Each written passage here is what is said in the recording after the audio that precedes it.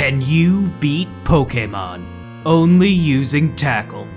And I don't mean the only damaging move used is Tackle. I'm not just gonna toxic everything. No, I mean the only move, period. Outside of HM moves, because you've got to, like, outside of battle, obviously. We're actually fighting. This isn't just gonna be like, oh, let's warp to the end, you know, do all the major fights, you know? So, with those rules, can you beat Pokemon only using Tackle? Well, probably, especially in the later games. But can you beat Gen 1 with only Tackle? First things first, let's decide which game we're playing. Yellow is easily the best. Your starter is a following Pikachu that has facial expressions depending on how much it likes you. You get given all 3 other starters as gifts, and the game's actually in color. I mean, how can you not play this game? We're not playing this game. We can't. Pikachu starts with Thundershock and Growl. For those of you having a hard time with the premise, neither of those are Tackle. Actually, Pikachu never learns Tackle, so it's not exactly gonna work for this challenge. So, red or blue? Well, the only difference is the version exclusive Pokemon, but none of them on either side can learn Tackle, so it doesn't matter. I'm going with red, because I think more people might click on this video. We start our game and name ourselves Ray. Alright, now let's tackle this adventure. Professor Oak gives us some lecture about child endangerment laws or something, I don't know, and asks us to choose a deadly animal to protect us on our road to embarrass every adult in this country.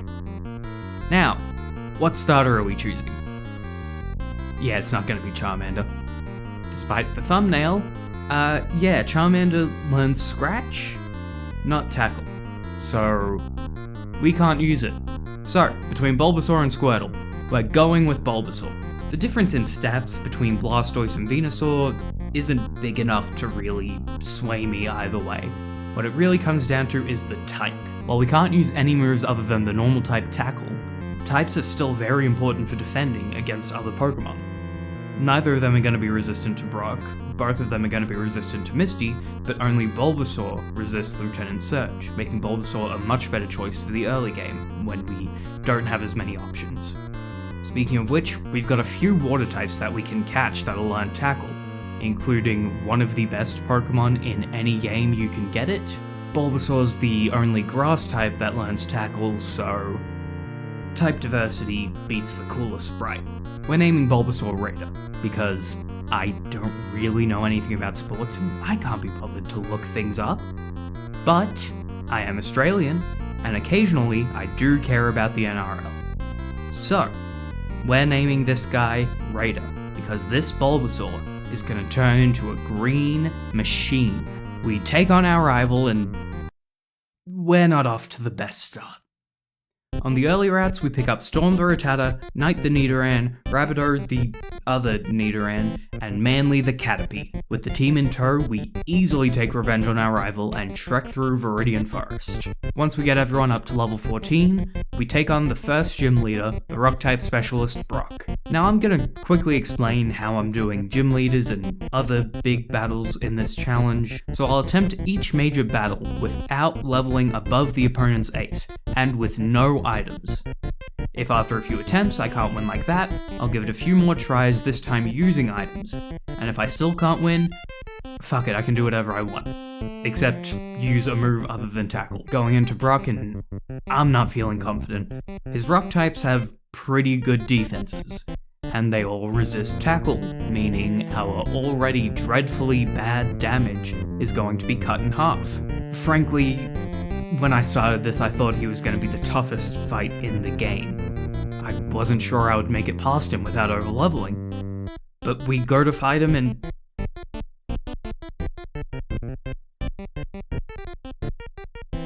no. We go to actually fight him. His Geodude hits a bit harder than us and doesn't take a lot of damage. Luckily, he just keeps going for defense curls after he's maxed out his defense. Sure. and we're able to whittle him down slowly. Night goes down and Rabido's not having a great time. Onyx comes out and Rabido goes down to Bide. Yeah, Onyx is a bit of a problem. See, Bind and Wrap and other moves like them in Gen 1 have this really fun thing where they hit you over multiple turns, and while you're being hit, you can't do anything. That means that if you get outsped and consistently hit, Bind can just stop you from doing anything. Onyx also has Tackle, which would definitely do more than ours. Really, our only hope at beating Brock at this point is if he keeps using Bide. And Brock keeps using Bide. So, Bide does double the damage that the user takes over 2 turns, and we're only doing 1 damage a turn, so not the best idea. And even if Onyx is doing twice the damage we have 3 times the health anyway, so with the first badge down, we go ahead to Mount Moon. Outside, we buy Bulldog the Magikarp for 500 Pokemon dollars, which is probably a good deal. In Mount Moon, we also snag Bronco the Geodude, which means Manly is going in the box forever. Thanks for your terrible attack stat. By the time we get to Cerulean, Raider has evolved into an Ivysaur, Rabido has evolved into a Nidoqueen, and Knight has evolved into a Nidoking, which means they would absolutely stomp our rival if he could make it past Bronco. This is just getting embarrassing. Bulldog evolves into a Gyarados and Storm evolves into a Raticate on the way to the Pokemon equivalent of the Fly. Do you think Bill would sell the rights to the Pokemon equivalent of David Cronenberg? Despite using pay-to-win tactics, Misty is a complete pushover, much like any other little girl I fight at the pool. After bullying Misty, we reward ourselves with a nice relaxing cruise that is filled to the brim with activities, like kicking our rival's ass, digging through the garbage, and attempting to avoid the most obvious joke in Kanto. We head to Surge's gym, and before anyone says it, I already said I'm using HM moves outside of battle, just not in battle. I don't want to hear, last time I checked, Cut wasn't Tackle. Now, Surge not only has the worst puzzle, but his team itself is also kind of intimidating.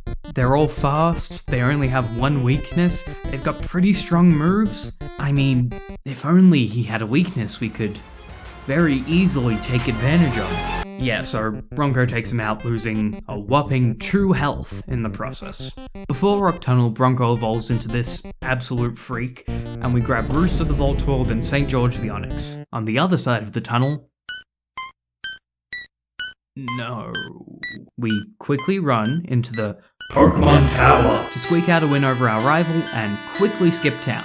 We head straight to Celadon, where we steal an Eevee and name it Eevee. It was meant to be Tiger. It was meant to be Tiger. I went into the nickname screen and I thought, okay, I'm gonna name it Tiger. Tiger is going to be this Eevee's nickname because of what we're going to evolve it into, and also because that's an NRL team. And then I just typed Eevee. I don't know what. Tiger is given a Firestone and evolves into Flareon. Look, I know Flareon's not the best, but we don't have any other fire type encounters we can get. Plus, we're only attacking physically, and surprisingly, Flareon is tied for the 2nd highest attack stat in the game. So for once, Flareon's actually the best evolution. Good job, Flareon. After spending a long time on the slots, yeah, Porygon's just not worth it. Let's go after Erica. Jesus Christ. Gen 1 Erica is very annoying. She loves to use Wrap, which, as we discussed earlier, just stops you from attacking if she's faster, which she will be after Constrict. You don't get to attack unless she misses Wrap. Thanks to that little trick, she takes out half the team, which does not bode well for the rest of the gym leaders. Underneath the casino, we dismantle Team Rocket's whatever they're doing down here. I'm sure it's illegal, and I would have looked past it if they gave me a Porygon. Giovanni goes down without much issue and he drops the Self-Scope, which means... So, this is gonna be a problem. See, we're meant to go to Pokemon Tower next, and the trainers in Pokemon Tower are all Channelers, and Channelers only have Ghost-type Pokemon, and Ghost-type Pokemon cannot be hit by normal-type moves, like Tackle, and we need to beat Pokemon Tower if we want to get the Pokeflute to get past this Snorlax. Or the other Snorlax, but no one cares about that Snorlax. So, no. We can't beat Pokémon Red only using Tackle. At least not in this save file. See, there is a way to get around the Snorlax without getting the Poke Flute.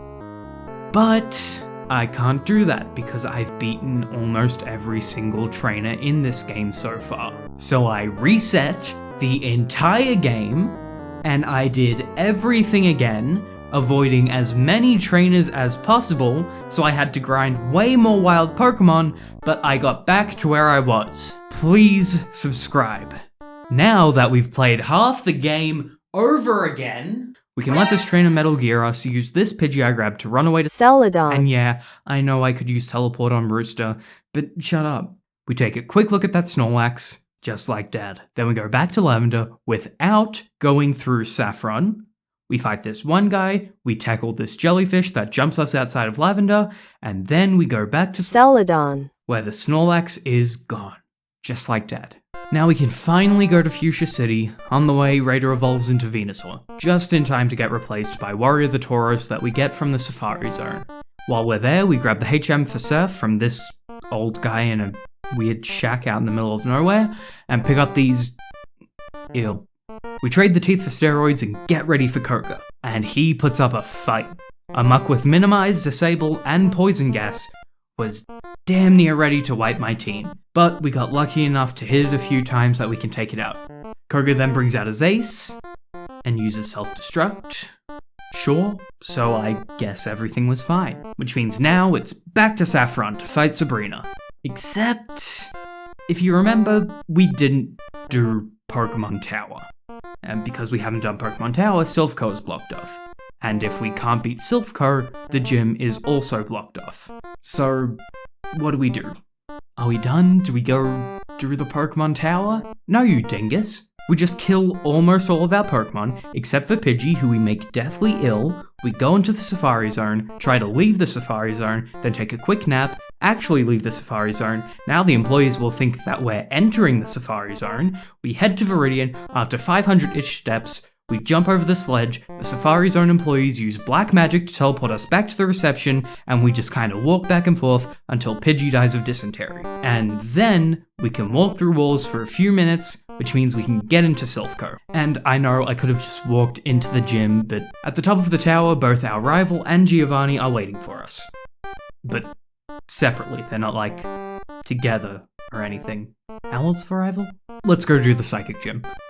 Sabrina just keeps going for the same screen that's already set up. Sure, I won't complain. Surfing over to Cinnabar Island, we use our one Master Ball on Cowboy the Coughing. Yeehaw. Wait, hold on. This isn't... You're not meant to see this. This isn't meant to be in the video. Hang on, what? Look. Did I duplicate Max Ethers? Yes. Because I'll probably need them later. I'm using one very weak move. I don't have the PP for that. Did I also do this with Max Revives, Full Restores, and Rare Candies? Yeah, I don't have much of an excuse, I'm just saving money with a glitch.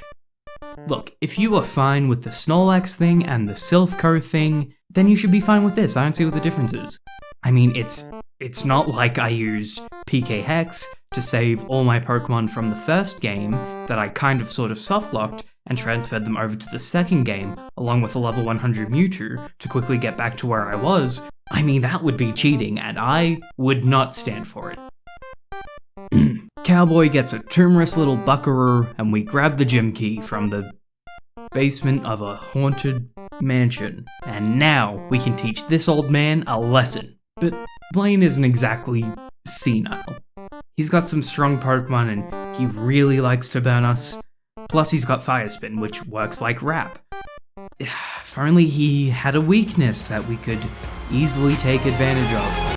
With Blaine burnt out, we can go straight to the 8th gym, which is controlled by, surprise surprise, Giovanni, and he's done holding back. This might be the easiest Giovanni fight. Rhyhorn doesn't do a lot. Dugtrio, Nidoqueen, and Nidoking just go down super easily to Bulldog, and his ace Rhydon keeps going for Fissure, which doesn't work because even Bronco is faster than Rhydon. Is there lead in the water or something?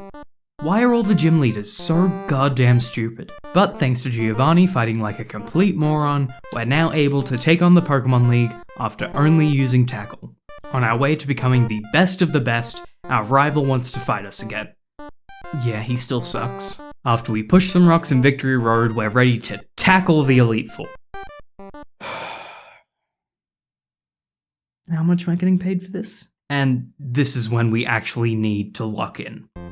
We're using our absolute strongest Pokemon, the ones with the best attack stats, and a lot of them are weak to our first fight, Lorelei. She's strong against half our team, physically defensive, and hits very hard with her special attacks. First up is Dugong, which has Rest. After over 20 tackles on this thing, it finally uses other moves. But they're moves that lower our attack, so we can't finish it off before it uses Rest again. And as frustrating as that is, it happens again. Luckily, Warrior comes through with a crit that finally finishes the very first Pokemon. Cloyster takes out Tiger because I forgot about Clamp, which also acts like rap in this game. There's too many of those. But Bulldog finishes the Clam. Slowbro comes out to raise its defense and lower our attack. Just what I was hoping for. After just so many more tackles, and a couple super potions from this librarian bitch, she sends out Jinx, who immediately one-shots Bronco. Bulldog again comes in to clean up my mess. Lapras is sent out and kills everyone except Cowboy, who only has 8 tackles left, of which he gets to use 1, thanks to Paralysis, Confusion, and Hydro Pumps. Lorelei round 2, Dugong takes itself out with Takedown, so we don't get stalled out immediately. Cloyster gets us down to only Knight and Bulldog, and they both go down to Lapras. Lorelei round 3, I don't want to talk about Lorelei round 3. Yeah, I don't think I'm beating her without items. So let's start the item attempts. Lorelei round 4. Dugong goes down after a little while. Cloyster actually doesn't confuse and clamp half my team. And Slowbro goes down without killing anyone either. Bulldog 2-shots Jinx with a crit? Maybe I can do this without items. Lapras's Confuse Ray doesn't work on Bulldog, but she still takes him with the Body Slam. But after taking a heavy blizzard, Warrior is able to finish it. Alright, first Elite Four down. That wasn't so bad. Next is... Bruno. Bruno has 2 Onyxes, which Brock proved can be very annoying, but not difficult if they're being used by an idiot. But Bruno also has his Hitmonlee, Hitmonchan, and Machamp, all of whom I'm expecting to take a tackle pretty well and deal back some serious damage. First up is Onix, and I lead with Bronco. This is gonna take a minute. Unfortunately, Onix has Rage, which quickly outpaces our tackles. Onix 1 finally goes down after nearly killing Bronco and taking Cowboy below half health. Hitmonchan comes out and it has Ice Punch and Thunder Punch, making me not want to switch half my team into him. Tiger misses the first tackle and gets walloped by a Mega Punch. Of course that doesn't miss. A counter brings us low on turn 2, but luckily, Hitmonchan goes for Thunder Punch, which is a special move in this game, so it doesn't do shit. That's all we need is Tiger gets a crit to finish off Hitmonchan. Hitmonlee is next, and he goes for 1x Defend, 1 Jump Kick, and 3 Focus Energies before Knight just shrugs him off. How is this guy after Lorelei? Onix number 2 is just Onix number 1 with a few extra levels. That's enough to take out Tiger and Warrior before Bulldog gets the final hit and goes against Machamp. Now Machamp has a moveset of Leer, Focus Energy, Fissure, and Submission, which is a terrible moveset, especially against Bulldog, as Bruno very effectively demonstrates using every single move and doing nothing with them. I'll be honest, when I started this, I thought Brock and Bruno were going to be the 2 biggest issues, but they were actually weirdly easy. In fact, pretty much everyone has been easy except Lorelei. Who thought Tackle could really solo this much of the game? Maybe these last few fights will be easy as well. Ah, beans. So... Agatha's next. She's the Poison and Ghost type specialist, and Ghost Pokemon cannot get hit by Tackle. So, are we stuck? Do we have any way to beat her? Do we finally use something other than Tackle? Can we just sit here and wait for her to die of old age? Or can we just walk through?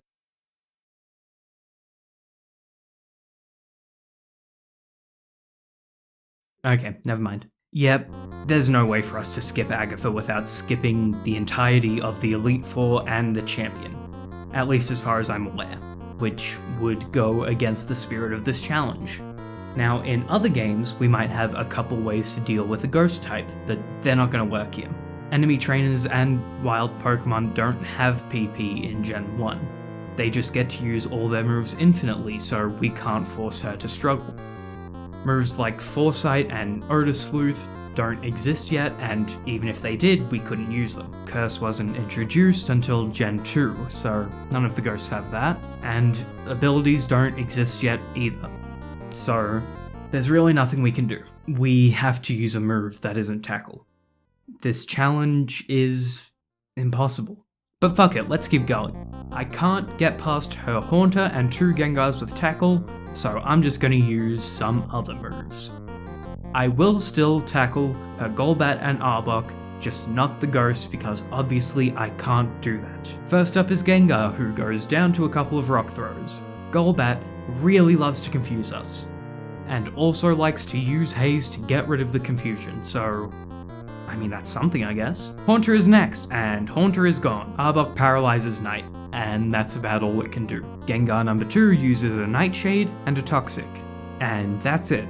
Wow, this game is easy when you can use more than one move. Time for Lance, who, fun fact, is my personal rival in Pokemon. I had such an intense, white-hot hatred for Lance when I was a kid.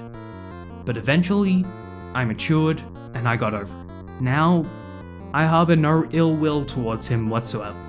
Let's humiliate him. In fact, I'm so confident I'm gonna beat him, I don't save beforehand. It's definitely because I'm confident, not because I thought I could save standing next to him.